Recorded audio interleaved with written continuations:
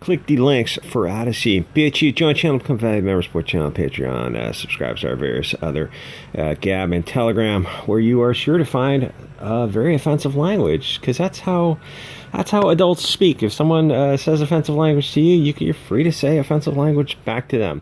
So social media, especially Twitter, pretty much mostly Twitter, is where people with nothing to lose are going after people with something to lose. People who are actually doing things, making projects in business, doing stuff that matters, are being attacked by, cat ladies and teenagers who have a lot of free time. And, what effect does that have on society? Oh, not a good one, as you're seeing. So, first of all, never apologize. Just don't do it. Just don't comment on these kind of things. If you don't feed a fire oxygen, it will just burn itself out. So what happened was they crowdfunded a film for $100,000, very low budget film, and then some anonymous Twitter comes out to go after the actor for allegedly saying these some nonsense. So here's the thing: you never apologize for anything. That's why you just don't comment on things. Like remember Chet Hanks in his interview so you did some Caribbean accent. Would you like to apologize to the marginalized, disenfranchised, all this kind of nonsense? And I think he says something like, the Caribbean people love me, and they know that I love them, so no, I'm not going to apologize. And she tried to get another apology out of him. Never, ever, ever apologize to these people. So they make a crowdfunded movie, and I guess it's the actors, I don't think they were paid, as the guy says later on in the article. And so they typically dig through your old social media history to find something to get themselves some dopamine, to hate, just to get this hatred out in the world. It's like it's self-pleasuring with hate, because you're blowing oxygen about, you're making absolutely much ado about nothing. This is what he said as a teenager. And like I said, if you don't apologize, then you don't affirm the statements. It's just an accusation. The accusation just sits out there. Eventually, it kind of fades away because there's not a whole lot of evidence behind it. It's just a screenshot. It's like, is it real? Is it false? What are the circumstances? Oh, you don't know, so you can't reach a conclusion on it. And put it on the moving party to have the burden of proof. Anyway, so as a teenager, he allegedly, well, I guess he affirmed these things later on by apologizing, by saying some things that teenagers say as kids, and then the next day he immediately comes out and throws his family and his community under the bus. He said he was conservative, homeschooled, and that was what made him say what every other teenager on earth says. If anything, this is very, very mild. So he throws his family and community under the bus. Which, the thing is, once you start apologizing, then nobody has respect for you. It's better just to remain silent. Do not comment. Do not apologize. And they'll try to pressure an apology out of you. And you go, oh, yeah, we just don't comment on social media lynch mobs. But what about the marginalized, disenfranchised, and present systematically? Yeah, we just don't comment on that kind of those kind of witch trials. We just don't comment. We're just going to go on with our life and make the best projects we can make. Like, people who know us know we're awesome, and they know our heart. And these kind of witch trials on social media, it's like they're not good for the country. But what about? You just want a story out of nothing. You're just blowing oxygen into a fire. So just cut off the oxygen. Anyway, so he goes out, and I guess that's the Duggars. I think it's vaguely, it might be a Christian group.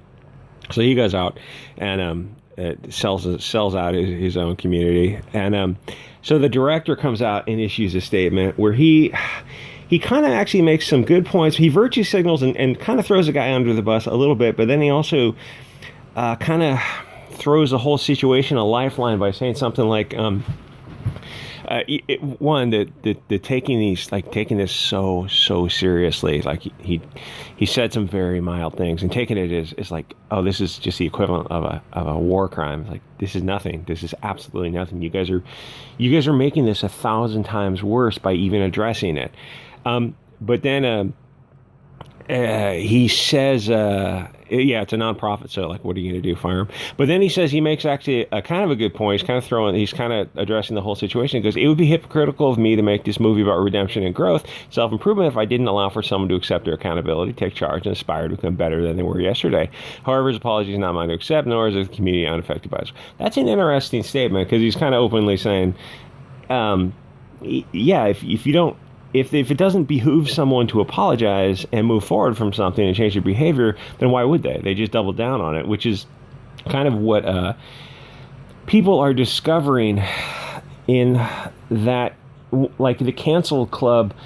You're going to find each other on Gab and Telegram and Odyssey and BitChute, people who, well, once you're canceled, it's forever. There's no going back unless you want to kind of live as a slave under these SJWs who can just create these anonymous accounts to just constantly destroy you with, just nonsense. So it's better to kind of sidestep that and just go, oh, the cancel community can kind of come together, which is what people are discovering on these alternative social media platforms. So I hope that is the unintended consequences, is that people all kind of get together.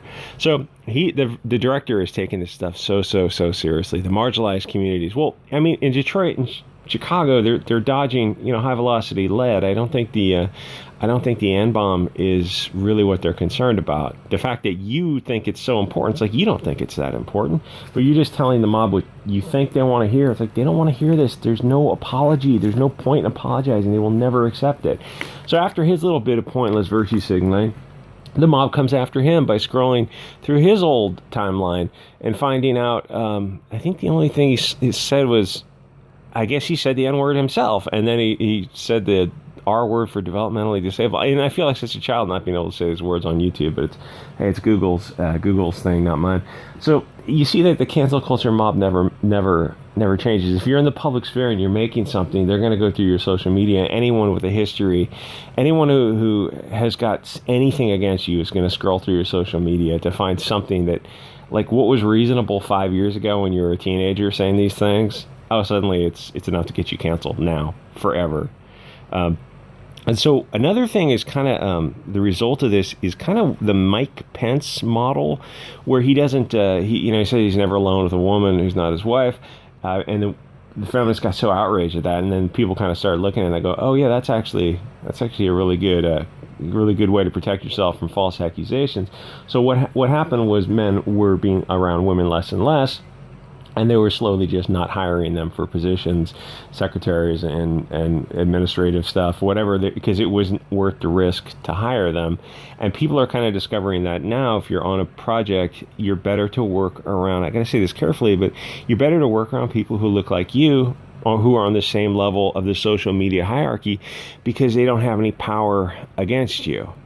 And so, like, in a simple game theory kind of way to look at it, if you're around somebody who's got power above you on the social media, which is going to be POCs, and you're a person of the light, there's no benefit to being around them or working with them, in any kind of capacity, because they can only hurt you, and you're not at parity because they can raise a social media mob against you.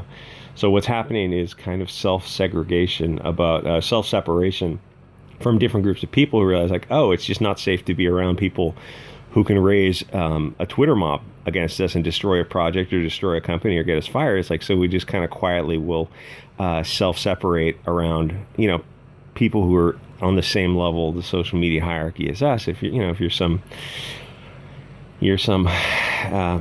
white guy and you're going to want to try to preferentially be around people who look exactly like you in any kind of environment where you can be harmed. And so that's kind of an interesting, a based consequence. So now that there's blood in the water, the sharks come around and start feeding on this to because they can. They just want social media dopamine. So never apologize. Don't comment on any of these kind of things. Like, if you don't know by now not to apologize, the best thing is just take a little break from social media, lock down your accounts, take a little break from social media, and then come back. And if you're addressing, you just go, oh yeah, we don't comment on social media, Witch Charles. Out. And you got to leave it at that and move on. You never give it oxygen, because you don't want to affirm the accusation. And then you're in a position of, well, people who defended you, if you apologize, it makes them look stupid. So now you've upset them too. So just don't do it. If you didn't blow oxygen on the story, it would never have got to the mainstream of Twitter and online articles. It would have just absolutely disappeared because it's just an unfounded accusation by someone who's some bitter loser on Twitter, some bitter loser anonymous account on Twitter who's trying to destroy somebody who's making a movie, who's living life, who's making things, who's doing things, who's creating things. And you're always going to be destroyed by these or attacked by these parasites who, they're angry cat ladies or these, 300-pound SJWs who just live on Twitter all day, just all day to scroll through Twitter accounts. These just angry teenagers who got nothing but time on their hand, or these, wine drinking cat ladies who are just single and miserable, and they want to find people who are living their life, having a good time, and like, oh, what can I do to destroy this? Oh, I'll scroll through their social media tweet. And you look at them, and you go, so you spent hours doing this kind of stuff. Why would you do that? There's a guy in the some live stream last night, yesterday, that some JDA live stream that was going on for like 3 hours, and I kept coming back to it. He was doing other things, and I kept tuning back into it. And there's some guy in the chat who just had this hard on for CG, and I asked him, like, why are you here? It's bizarre that you would listen to shows where you don't like the people. And even he said something like me. He goes, oh yeah, I don't like your channel, or I don't like some of your videos. I go, okay, that's, fair criticism, but why would you listen to me or to other channels? It's like, just, it doesn't have to be a big deal. I'm not angry. I'm sure JDA is not angry that you're trolling. It's just like, well, why would you waste your time? And I don't think he really had an answer to that. I suspect he was hiding under, I think he was someone else, but I won't name his name. Anyway, like, comment, subscribe, support channels, subscribe to our Patreon. I'll see you guys all next episode.